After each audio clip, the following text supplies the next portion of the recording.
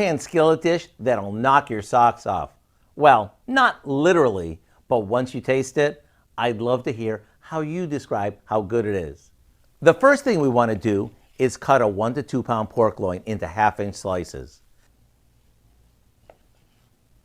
Now we place each one between a couple of pieces of plastic wrap and gently pound them so they're pretty thin. Flattening these is what makes them really tender.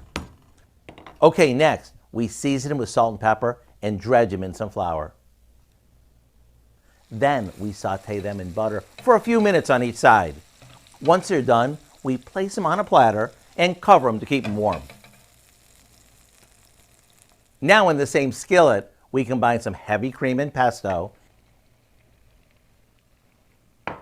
And after letting this simmer for a bit, we add some sliced plum tomatoes.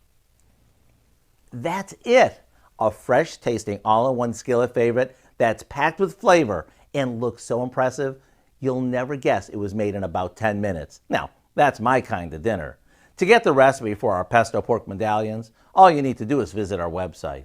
I'm Howard in the Mr. Food Test Kitchen, where today we found a simple stovetop way for you to say, ooh, it's so good.